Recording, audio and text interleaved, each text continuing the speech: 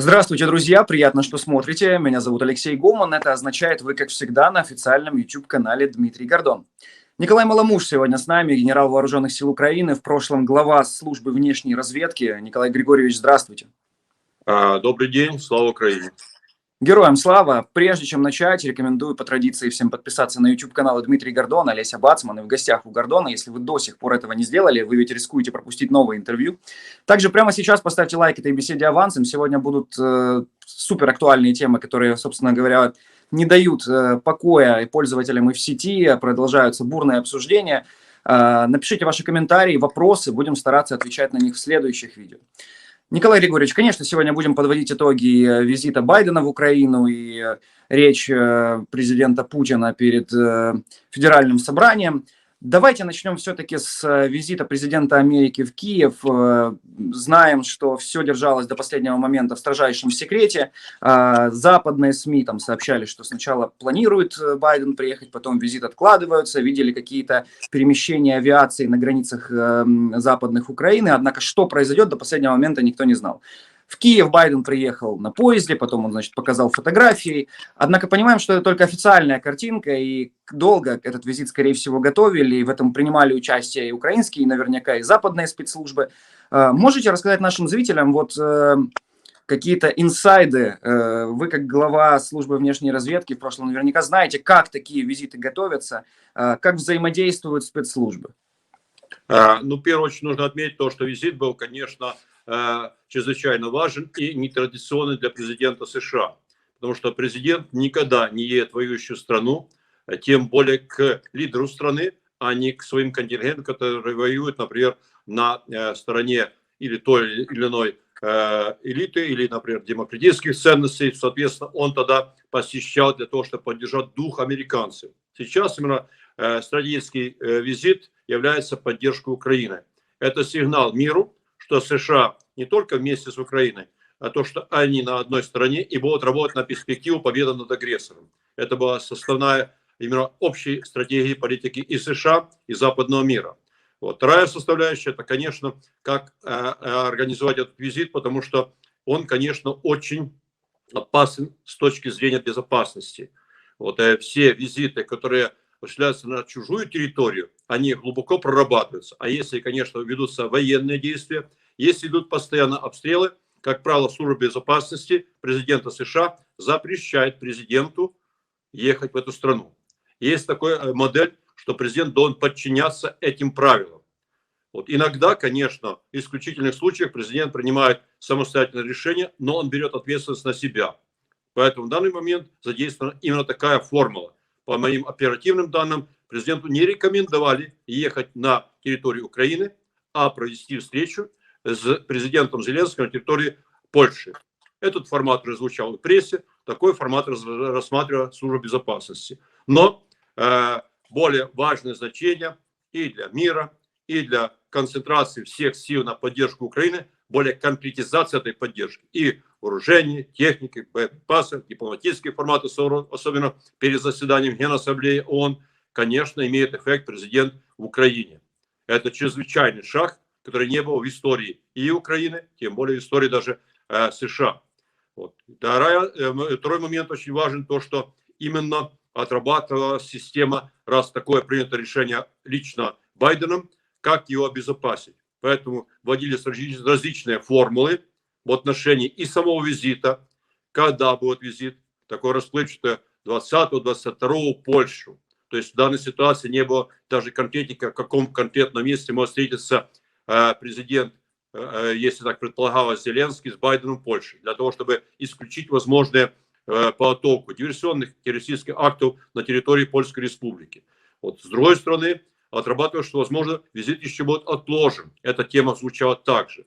Была третья ситуация, что он может появиться в Украине только во Львове. То есть это все четкие оперативные информационные операции, которые давались в прессу. Пресса озвучивала, подхватывала быстро, но это конве действий службы безопасности президента США.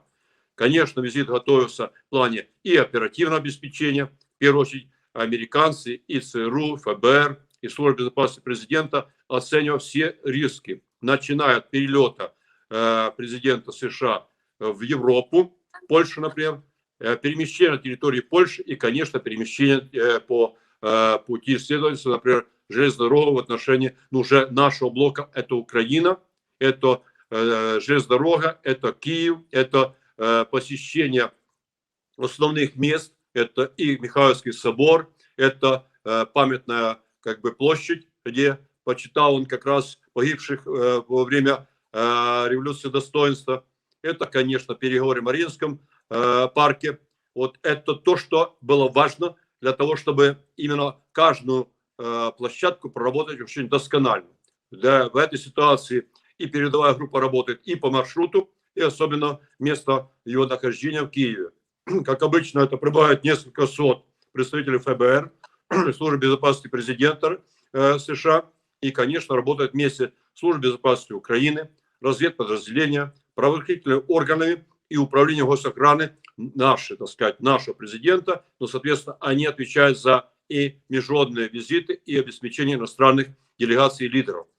В этой ситуации это был исключительно высокий уровень работы и наших спецслужб в плане того, как будет построен визит, где он будет посещать, как проверить все коммуникации, любые форматы, возможно, нанесения ударов, как стратегическими бомбардировщиками, например, или ракетами, или дронами камикадзе, заканчивая конкретными терактами, которые подготовлены, могут быть, спецслужбами, различными группами, или под прикрытием, например, экстремистских организаций, чтобы не брать на себя ответственность. Например, Россия могла поработать с какой-то организацией, например, или исламского государства, например, или противники США, какие тут появились бы вдруг в Украине, и, конечно, взяли бы на себя ответственность о таком акте. Поэтому продолжался весь этот контингент, контролировались границы, вся система обеспечения безопасности по территории и особенно в нашей столице Киеве. Это, конечно, проверялись и жилые дома, и административные здания, и площади проверялись, возможно, закладки различные, и радиоперехваты, и радиоглушение. Это все то, что включалось в этот комплекс. Мало того, уже прошла официальная информация, но когда имеются реальные угрозы, например, со стороны России, нанесения ударов тех же или терактов, соответственно, есть канал, даже при сложных отношениях, общения с спецслужбами Российской Федерации. Поэтому закрытому каналу была доведена информация в последний момент о отношении визита президента Байдена в Украину и в Киев конкретно, и четкое предупреждение о недопущении каких-либо действий, которые будут угрожать президенту США. И в это понимание то, если такие все-таки действия будут предприняты, это будет расцениваться как посягательство на президента США и прямое фактически начало агрессии против США. Потому что президент – это первое лицо государства, и, конечно, посягательство на его жизнь рассматривается как начало войны.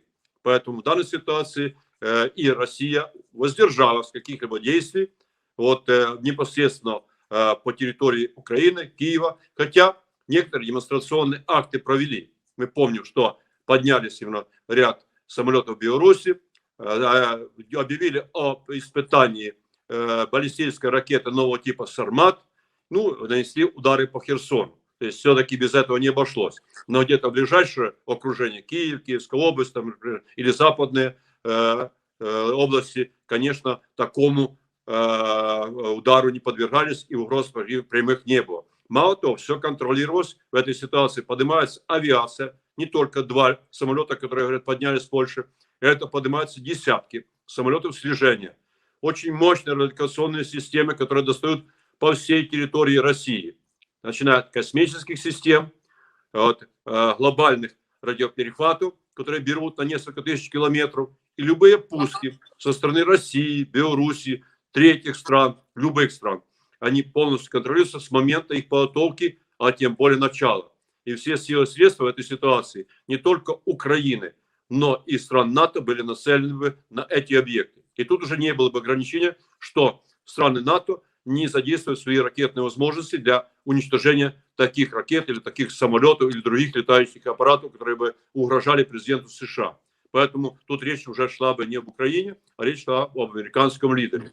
Поэтому беспрецедентные мероприятия безопасности, конечно, это все прошло, я в целом оцениваю позитивно в плане безопасности, и в плане в целом визита особо важно, потому что он дал очень мощный импульс и наш миру, в первую очередь, показал, что и что. показал позицию президента, который лично готов участвовать в формате поддержки Украины вместе с союзниками во всех отношениях. Политическом, который он проявил личным визитом, оборонном, который он проявляет в процессе поставок и вооружений, техники, и боеприпасов, соответственно, в дипломатическом, который принимает сейчас ряд мер по осуждению России и склонению к прекращению агрессии, включая подготовку резолюции на Генеральной Ассамблее ООН, где США является доминирующим фактором и подготовки голосования, противодействием третьих стран, например, Китая, который готовит альтернативы в этом отношении, и, конечно, перспектив победы над Россией и недопущения действий агрессоров в целом, как в отношении Украины,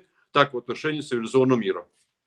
Давайте о военной поддержке поговорим. Из громких заявлений Байдена была фраза о том, что вместе с союзниками Соединенные Штаты Америки смогли аккумулировать, найти и уже в скором времени передадут Украине суммарно 7 сотен танков. Помним, что генерал Залужный в свое время говорил, что для успешной операции, например, на юге страны, ему необходимо, по деоккупации, ему необходимо там 300 танков. С таким количеством, как 700, на что можем рассчитывать? Этого количества может ли хватить для деоккупации украинских территорий? Но действительно 700 танков — это очень мощный кулак, но нужно четко сказать, что они не поступят в ближайшие месяцы, к сожалению. Вот в ближайшие месяцы мы рассчитываем где-то 150-210 танков с учетом эффективности их и ремонта, ревизии, потому что они долго стояли на боевом дежурстве в странах Запада. Вот, конечно, они не использовались не только для проведения активных боевых операций, даже учебных операций. Поэтому месяцы необходимы для того, чтобы их и оценить, боеспособность, обучить наших танкистов, вот, и, соответственно, создать уже нам или танковые бригады, батальоны, очень мощные механизированные подразделения вместе с танками. Теперь еще говорим БТР и БМП, это 350, 380 может быть.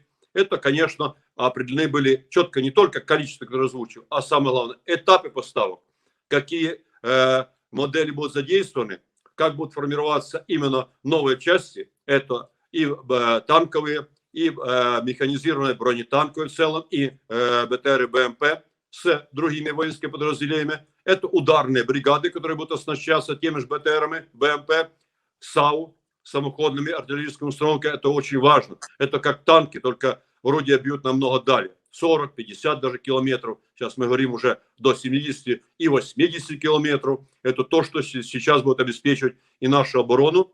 Уничтожение резервов противника на подходах, которые они будут двигать по разным путям, там, или там по железной дороге, или автоколоннами, или другим, так сказать, средствами, включая морские. Вот самый эффективный способ — это уничтожить там их, пока они еще движутся, пока не готовы к бою. И тогда у них, когда наносятся мощнейшие удары, возникает паника. А к фронту им ничего не доходит. Тогда фронт оказывается голым, как говорил Пригожин. Нет ни боеприпасов, нет новой поддержки, нет именно живой силы новой. И, соответственно, мы можем действовать эффективно в плане и наступления, и проведения фланговых ударов, тыловых, и, конечно, освобождения территории в целом. Поэтому эти элементы, не только танковые, не только БТР и БМП, не только САУ, а мы уже говорим о мощных противоракетных системах, системы ППО, и далеко мы говорим и Патриоты, и сам мы французские, итальянские, это очень эффективные системы, которые разбивают все типы баллистических ракет, британские новые системы. Четко оговорены, вот что важно, это дальнебойные снаряды и ракетные системы, которые бьют на 150 километров. Вот это та составляющая, которая может быть переломным наряду с танками. Это то, что будет бить по резервам, то, что будет двигаться по складам, боеприпасам, по аэродромам, которые будут находиться в глубинке. Сейчас они переместились, фронтовая авиация, на 80 километров до 100 и больше. Если Николай Григорьевич, я прошу прощения, вы просто прям опередили мой следующий вопрос. Хотелось бы вот об этом подробнее поговорить. То есть, да, мы слышали заявление о новом пакете военной помощи от Соединенных Штатов, там официально прозвучали там и боеприпасы, и снаряды для хаймарсов. Неофициально пока что вроде как есть подтверждение того, что это будут новые поставки дальнобойных снарядов. До этого обещали нам GLRSDB, Соединенные Штаты, которые бьют на 150 километров. Вот как раз о дальнобойных снарядах хотел поговорить. Как эта сила может изменить картину боевых действий? То есть с помощью этих снарядов мы можем добиться каких целей в первую очередь? Ну, в первую очередь, мы четко имеем информацию, что Россия готовит все новые резервы. Да, она сейчас бросила все на Бахмутский напрямок, Сватово-Кременная, частично держит именно позицию по Запорожскому направлению, чтобы мы не начали наступательные операции. Но это не основные резервы. Многие говорят, что это уже начался наступ. Начался секторальный, тяжелый наступ, конечно, потому что выполняется задание лично Путина захватить Донецкую область и конкретно Бахмут до 24-го. Это была первая задача, что не получается. Но основной наступ в соответствии с концепцией Минобороны, которая провела в декабре месяце прошлого года во главе с Путиным, было четко сформулировать именно не только позицию глобальной войны, которую озвучил он в своей речи, а и подготовка системных войск. Это до 500 000 мобилизировать именно за год военнослужащих. Первый этап это 300, туда еще 200 и перспективы по нарастающей. Вторая составляющая это их вооружить. Это на базе ВПК провести ремонты, ревизии, доукомплектование танков, несколько тысяч. Поэтому в данной ситуации мы смотрим, что они пытаются не только подготовить уже на базах и на военных полигонах военных, потому что понимают, что бросать именно за неделю, 2-3 неподготовленных мобиков, это фактически или их уничтожение, или они создают даже панику, вот, соответственно, или сдаются в плен. Эффект небольшой, хотя вынужден это делать, потому что нечем перекрывать часть направлений. А уже имея практику, что эффективность небольшая, они перешли к более системной подготовке. Это 2-2,5 месяца подготовка именно пехоты, 3-4 месяца подготовка танкистов, водителей и командиров БМП, БТР, и, конечно, до 4-5 месяцев это подготовка на САУ, ракетные системы, например, грады, ураганы, смерчи, вот то, что требует более высокого уровня подготовки и длительного времени. Поэтому наряду с подготовкой личного состава готовятся боевые средства, готовятся боеприпасы, в которые в некоторой мере чувствуется дефицит на других участках фронта. Я еще раз хочу подчеркнуть, что дефицита большого в них нет на Бахмутском направлении и Сватово-Кремена. Туда все боеприпасы бросаются. Да, там Пригожина немножко ограничивают, потому что сейчас идет конфликт, но все в них сейчас есть, засыпает по полной программе. Нам приходится очень тяжело. Но готовится это и по большому фронту. Поэтому большое количество боеприпасов пытается воспроизвести на заводах день и ночь, без выходных. Вторая составляющая, примерно 40-45 ракет баллистических делают в месяц, несмотря на санкции. Различным способом получая электронику, различные системы через Китай, через третьи страны, включая вплоть до американских, европейских комплектующих, что сейчас пытаются перекрыть каналы. Но они делают. Поэтому второй этап готовится. И поэтому вот эти дальнебойные ракеты – это очень важнейшая составляющая, когда они будут двигать, вот условно я назову эту армаду, вторую уже волну большую, уже и на восток, и на юг, возможно, пытаются с севера, не с Беларуси, я говорю, а Харьковская, например, Сумская, Черниговская область, попытаться двигаться в том или ином секторе. Конечно, мы, имея очень мощные разведвозможности, и наши, и западные, и космические, радиотехнические, вот, компьютерная разведка очень мощно работает, дроновая, авиационная, ну и, конечно, военная на поле боя и на прифронтовой зоне пограничной. Мы это все видим. Поэтому где их уничтожить эффективно можно? Ну, когда они будут двигаться еще далеко, когда они расслабились, когда вот эти силы, например, там, либо десятки, сотни тысяч двигаться колоннами, например, там, или другими направлениями, и мы их видим, мы, соответственно, проводим удары на 150, 120, 100 километров, это полный разгром. Тогда они не готовы к сопротивлению, у них нет боевых порядков, у них нет защиты, да, системной ППО там. Поэтому вот этот формат чрезвычайно важен. Даже и в некоторой степени важнее, чем самолеты. Потому что самолеты еще нужно получить, обучить, подготовить аэродромы. Это долгий период. А вот ракетные системы, это 1,5-2 месяца мы готовы. Наряду с тем, что получаем танки, БТРы, САУ, БМП, системы противовоздушной обороны, включая Патриот и САМП и другие системы. И сейчас израильские, по раннее предупреждение, когда мы будем фиксировать только пуски и знаем, куда ракета направлена, конкретный центр, конкретную точку. И кто ее сбивает. Или это НАСА будет сбивать, или АИМС будет сбивать, или уже Патриот, которые будут. То есть даже выбираем и систему, которая может это сделать. И, конечно, очень мощные модели радиолокации, которая полностью контролирует все средства и пуска, и наведения, и может, прямо я скажу, новейшее, просто нейтрализовать все системы наведения противника. Сейчас такие средства есть. Американцы нам не хотели передавать, потому что очень эффективное секретное оружие. Соответственно, сейчас уже есть и тут решение. Поэтому эта модель должна также сработать на решающем этапе борьбы. Все и американские коллеги, это Трамп подтвердил, и европейские уже поняли, что решающий этап это весна, лето, когда мы можем задействовать все средства, которые получаем для эффективной обороны, самое главное для наступления. Пока еще противник не подготовил новые резервы, новые средства, новые огневые возможности и новые боеприпасы.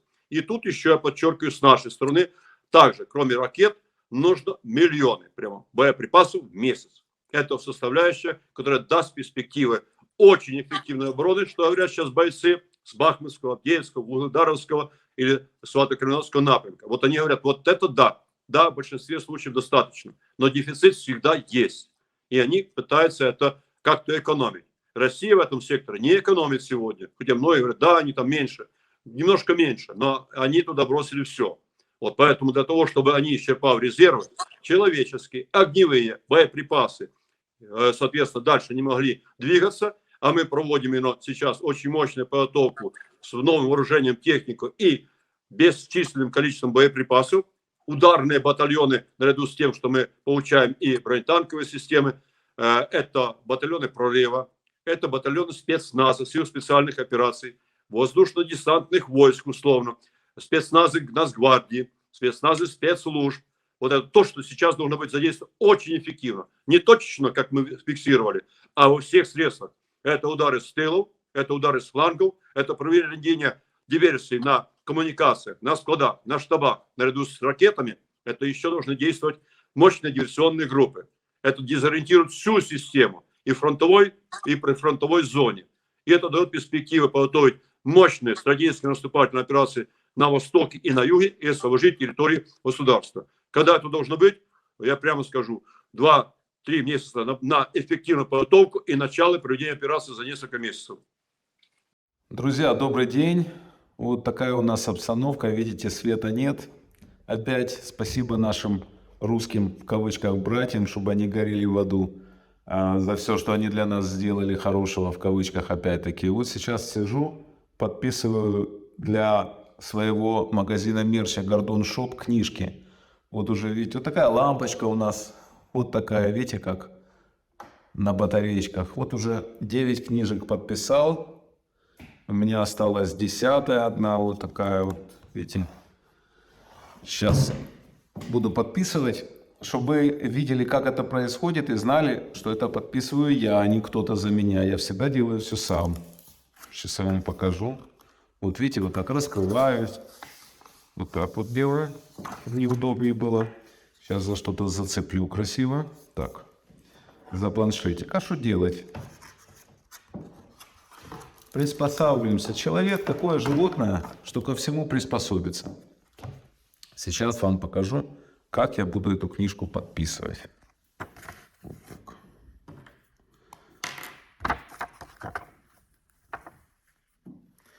Так видно будет, да.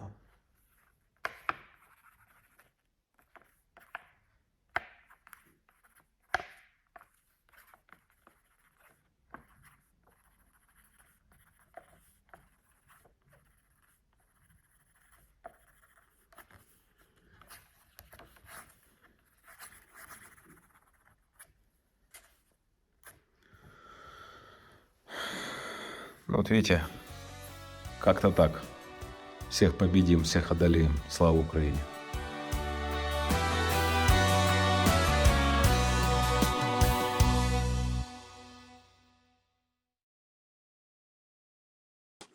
Давайте еще обсудим с вами выступление Владимира Путина, на которое все обратили особое внимание. Больше 2 часов президент России говорил, собственно говоря, уже избитыми штампами про «это не мы начали войну», про духовные скрепы, значит, про нацистский режим в Киеве. Не услышали мы ничего ни про новую мобилизацию в России, ни про победы так называемой российской армии на фронте. Как вы думаете, почему? Сегодня Путин находится в идеологическом и политическом тупике раз, и, конечно, проигрывает на поле два. Он загнанный волк, я прямо так скажу. Он не имеет выхода, поэтому мечется. В этой ситуации он не мог сформулировать основную задачу, условно так называемой спецоперации, оценить те реальные успехи, в кавычках беру, а фактически проигрыш, колоссальные потери. Это вообще непреложная ситуация. Когда озвучить хотя бы 200 тысяч потерь, это убитыми и тяжело ранеными, подчеркиваю, это колоссально. После Второй мировой войны и СССР, и Россия вместе взятых не имела сколько потерь. Совокупность Афганистан, Сирия, там другие точки, там Грузии, когда проводили, это в совокупности больше потерь, чем тот весь период после Второй мировой 1945 года. Это провал. Если констатировать вот это все, это Путин не только просчитался, а он полностью подорвал, условно в кавычках, доверие российского народа, который он сам зомбировал на войну, который ее поддерживает агрессивную политику. Это он не мог озвучить никак. И самая главная перспектива войны, чем же завершить ее? Это денацификация, демилитаризация Украины, о которой он говорил, не сработала. Что у украинского народа нет. А что говорить о том, что он проводит агрессию и проводит геноцид, это юридически четко обозначено. Он ударяет по мирному населению, убивает людей цивильных, женщин, детей, беременных. Это конкретно. Это не вообще. Это каждый день кровь с его стороны. По его указанию удары по гражданскому населению, по инфраструктуре проводятся только с согласования Путина. И он основной организатор. Это по всем международным нормам, внутренним нормам законодательства всех стран, включая Россию, является актами террора и актами геноцида, потому что они четко сказали, что они не верят в нацию Украины. Это так конкретно в действии, не в теории. Это все есть. Поэтому против террористов возможно действовать всеми средствами. Все страны имеют любые средства использовать для того, чтобы террориста уничтожить. Поэтому в данный момент он в тупике, он не мог ни о чем говорить дальше. А вот эти общие аспекты, что он говорил о духовности, о послании на культуру России, на российский народ, так самое главное, что нет мотивации в том отношении, что якобы угрожали, но он напал и проводит все военные действия, террористические действия на территории нашего государства и уничтожать наш народ, не российский. Поэтому, да, часть еще людей может поддаются какому-то там эмоциональному зомбированию, но большинство уже глубоко понимает, что он ведет войну тут, он, соответственно, уничтожает тут людей, и, соответственно, перспективы ему выйти из этой ситуации, кроме поражения, нет. И понимают, что весь мир объединился. Даже мы не говорим только о Западе, который эффективно работает в этом направлении. Но и Турция конкретно говорит о том, что есть что. И Индия, говорит лидер, премьер-министр, и Япония, и уже Бразилия говорит о том, что действительно идет война и захват территории. И даже китайцы, которые проводят сейчас встречи на уровне министра иностранных дел, а дальше и Си Цзиньпин, говорят о том, что действительно идет реальная война. И нужно соблюдать нормы международного права, которые предусматривают территориальную целостность, неизбежность суверенитета. Кто порушил? Не Украина, Россия конкретно. То, что уже подтексты, которые там подыгрывают России в таком геополитическом плане, это отдельная составляющая. Но нас тут интересуют конкретные оценки и действия. Идет агрессия, идет конкретное убийство людей и конкретно квалифицируется как военные преступления, как террор, как геноцид. Поэтому ни одна страна не может отойти от этой формулы. Они могут только каким-то форматом где-то искать формулы мира, как мы говорим.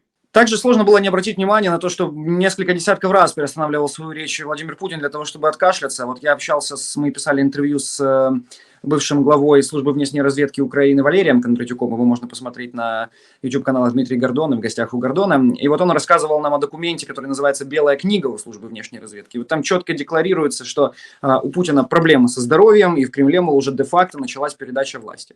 Видим, что чувствует себя российский лидер действительно явно нехорошо. Как вы считаете, в Кремле это понимают? И действительно ли, возможно, уже думают, если даже без участия самого Путина, о том, кто будет его преемником, или как они будут действовать в случае того, если здоровье президента России сильно покосится?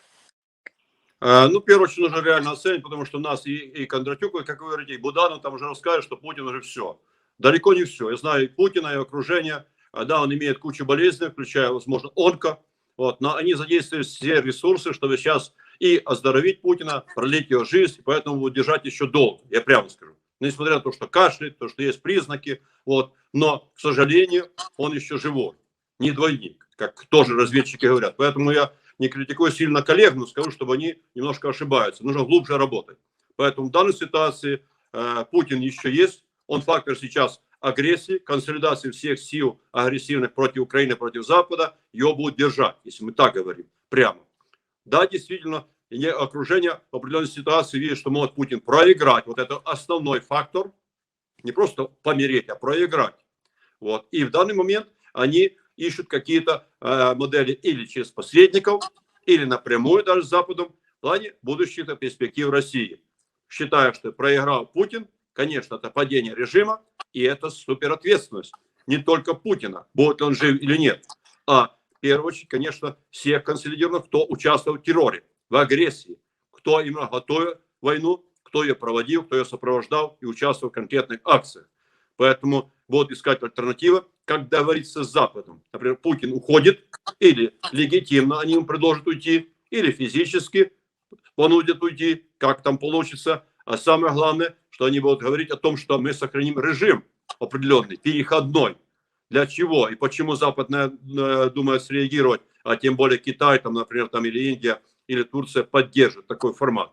Потому что распад России, они до сих пор, даже Запад, считают это трагедией в плане того, что могут быть неконтролируемые структуры государственные, которые перехватят ядерный потенциал.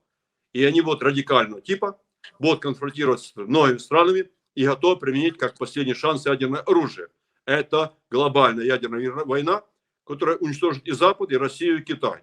Поэтому на это будут реагировать. И вот это окружение Путина считает, что они могут сформулировать такую позицию и такой блок после Путина, чтобы снять с себя ответственность, продлить свое существование, наметить какие-то программы, например, там в целом, что они, да, выходят с территории Украины, что они заключают какой-то мир, они соглашаются на компенсацию то, что они натворили в нашем государстве, и на какой-то переходной период, например, для проведения выборов уже на новой основе. Там могут быть участники различные типы, например, там Мишустин, Кириенко, например, Собянин, Навальный, там могут быть другие форматы. То есть это уже будет другая история.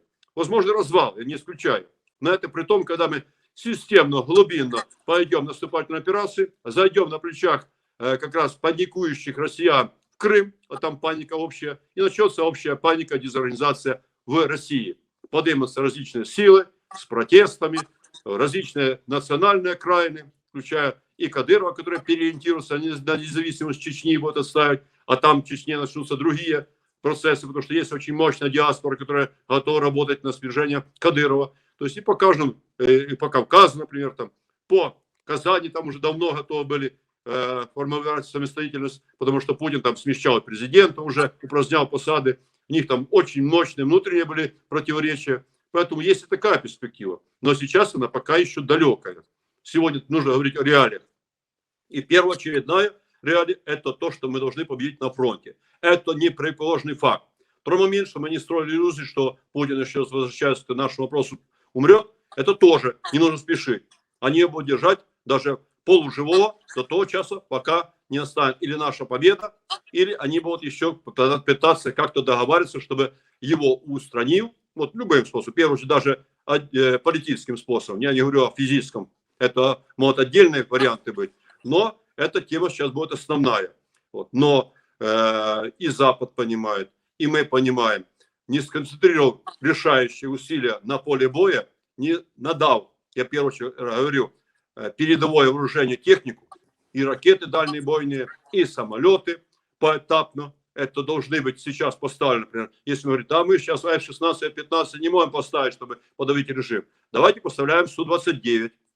Мы сейчас танки Леопарда через 3-4 месяца, давайте через неделю-две, пока Т-72, которые в Чехословакии, чехи готовятся и передаются Украине. То есть за неделю поставляем одни, за месяц-полтора другие Леопарды, Абрамсы, Челленджеры, и пошли по всем этапам. Вот это основные сейчас стратегические посылы, как нужно действовать, чтобы эта победа была, и Путин, и его режим пал. Это основа будет для будущей победы, для будущего миропорядка, потому что Путин угрожает не только Украине, проводит очень агрессивную политику и меняет, там, отменяет, приостанавливает договор стратегических ядерных вооружений. Медведев прямо угрожает уже сегодня в отношении застосования ядерного оружия, что реально не будет. Они уже понимают, какой будет контрудар. Я прямо скажу так, со стороны, в первую очередь, США, реальный, а не мнимый. Вот. Но и дается им отдушина. Даже вчера Байден в Польше сказал, обращаясь к россиянам: мы не хотим на вас нападать, мы не имеем агрессивных намерений. Мы готовы, чтобы именно Россия была мирная. Уйдите с территории Украины, и Путин, обращаясь и к россиянам, и будет мир. Никаких других действий со стороны ни НАТО, ни США не будет в плане войны на территории там, России там, и тому подобное. Поэтому альтернативы сегодня Путину нет. Вот, или выход с Украины, создание условий для мира. Этот вариант возможен при Путине или нет? Ну, как крайний вариант возможен. Но тогда нужно ему готовить какую-то мотивацию, чтобы сохранить себя. Это для него выход не только в плане его здоровья, а в плане его перспектив выжить физически. Вот, чтобы или он остался на определенный период, он тоже может мотивировать. Я выхожу, найти, так сказать, акты доброй воли, как он выходит, мотивацию перед россиянами, перед Западом и договариваться о каких-то новых условиях миропорядка, сказав, что я же готов к формированию стабильного мира. Поэтому, да, мы там проводили какие-то операции, мы сейчас выходим, да, какие-то даже компенсации. То есть этот вариант тоже может быть, но это при крайних условиях, когда он понимает, что просто выбора у него нет. Я знаю лично, когда вел тяжелые беседы, очень, скажем, сложных ситуациях в отношении Украины и России, вплоть до состояния войны на грани, он воспринимал только критические аргументы для него, для России и, соответственно, варианты выхода, которые позволяли не начать войну. В этой ситуации война. Поэтому тут должны быть и военная составляющая, мощные победы, и, конечно, очень мощная позиция стран, которые объединились в едином порыве поставить Путина на место и его режим, или ее свергнуть. Ну что, ребята, сейчас я вам покажу, с чем надо пить чай. Вот смотрите, что у меня есть. У меня в руках птичье молоко Гордон в шоколаде. Это вкуснейшее птичье молоко. Ничего лучше в своей жизни я не ел. И вот у меня в руках зефир Гордон. Поверьте мне, ничего лучше в своей жизни я не ел. И это правда. Вот посмотрите, они у меня на тарелочке. Вот они, птичье молоко и зефир. Вот такая красота. Теперь смотрите, что у меня есть. У меня есть чашечка. Обычная вроде чашечка. Вот я ее ставлю. Беру чайничек и наливаю в чашечку. А теперь будем смотреть, что будет происходить с этой чашечкой. Я наливаю кипяток. Наливаю. Смотрите, что же с ней будет происходить. Ой-ой-ой, что с ней уже происходит. Посмотрите. Вот она, чашечка. Кто-то там проявляется. Мне кажется, это я. Отлично, уже проявился. И теперь смотрите. Вот конфеточки.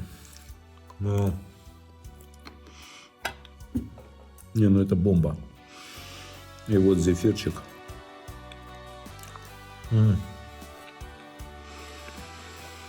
Это две бомбы. На здоровье, ребята.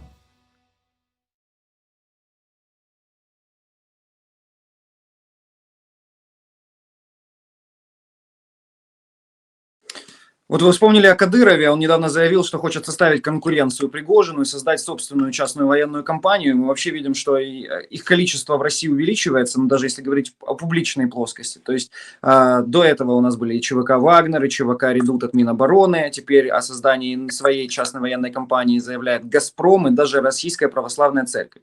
Так вот еще и Кадыров, значит, хочет составить конкуренцию Пригожину. Такое количество карманных армий на территории одного государства, причем еще которые присутствуют в публичной плоскости, то есть это не нечто подпольное, нелегальное.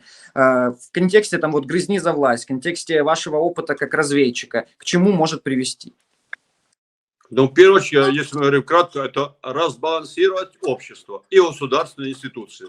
Это мощная составляя на подрыв вот этой же вертикали Путина, которую он создавал 20 лет. Он, да, действительно пытается решить частные задачи сейчас, тактические, прямо скажу, за счет того, что дает добро формированию этих частных компаний и армий. Это не бесконтрольно, я прямо скажу. Но они разрастаются. Они приобретают свой статус. И когда Путин ослаблет, они могут играть определенную роль в политическом секторе именно России. В той борьбе. Кто будет их привлекать, с кем они будут работать. С силовиками, например, там, ФСБ, разведкой, спецслужбами другими, например, Минобороны, соответственно, и другими политиками, которые будут в этом ключе. То сгенерируют и политические, военные силы, и военные, и компании частные, которые будут действовать бесконтрольно, без каких-либо правил. Вот тот может и побеждать. То есть такая ставка делается. Кадыров сейчас понял, что он под Пригожиным, он его затеняет. Тем более Пригожин попал в Немиево с определенной степени, особенно что приоритет надан Минобороны, Шойгу и Герасимову, начальнику Генштаба. Вот, и поэтому в данной ситуации он пытается немножко дистанцироваться от него и уже формат самостоятельной игры. С одной стороны, легализовать компании частные для того, чтобы якобы они эффективно работают на фронте, а это практически заградотряды или выполняют репрессивные функции, и смотрит на перспективу, что эти же структуры могут быть базовыми, ему контролируемы в случае развала России. Тогда он четко или подключается с какими-то политическими силами, если говорим о масштабах России, но там малоимоверно, потому что Кадырова не уважают ни военные, ни спецслужбы, ни многие политики, но минимум он имеет тогда силовой блок в Чечне, который будет угрожать новой войне. Сил центра не будет, он может говорить о независимости и обеспечить вот этими и свои, так сказать, военными, которые имеют статус официальных сил, и вот эти частные, которые будут лично им преданы, контролируемы и финансируемы. Поэтому различные форматы рассматриваются. Другие частные компании сейчас создаются не только противовес вагнеровцу и Пригожину, это как бы альтернатива, но и как бы поддержка усилий вооруженных сил по агрессии в отношении Украины. Каждая частная компания – это не мобилизация прямая, это набор, это независимое финансирование от госбюджета. Это, как правило, Газпром берет на себя финансирование, церковь на себя. Минобороны, например, там Шойгу вот, готовят две частные компании, они уже не него действуют, еще даже в Африке были. Но он через частные структуры финансирует, не через бюджет Минобороны. То есть фактически они наполняют именно как бы контингент военный через эту компанию. Они дезорганизуют всю модель обороны, я прямо скажу. Проведение даже этих агрессивных операций, потому что действуют часто разобщенно, не признают друг друга, не имея юридического статуса. Частные военные компании запрещены законодательством Российской Федерации, являются преступной деятельностью. И это еще больше противоречит именно и формированию государственной политики, и формированию какого-то квазиобразований, тем более военных, с оружием в руках, которые сегодня ведут, например, там, борьбу против Украины, а завтра будут вести против собственных граждан. Поэтому перспектив нет. Это дестабилизирующий фактор на перспективу и неэффективный военный формат разрозненного такого типа. Николай Григорьевич, очень интересно. Еще, конечно, много тем хотелось бы обсудить. Будем делать это в следующий раз. Друзья, обязательно напишите ваши вопросы. Будем стараться отвечать на них в последующих интервью. Николай Маламуж, в прошлом глава службы внешней разведки, генерал вооруженных сил Украины, был сегодня с нами. Друзья, обязательно подпишитесь на YouTube-каналы Дмитрий Гордон и Олеся Бацман. В гостях у Гордона для того, чтобы не пропустить новые беседы, в том числе и с генералом Маламужем. Также напишите ваши комментарии, поставьте лайк этому видео. Поможет этой беседе, это поможет большему количеству увидеть наш сегодняшний разговор. Николай Григорьевич, спасибо, что нашли время. Друзья, спасибо, что смотрели.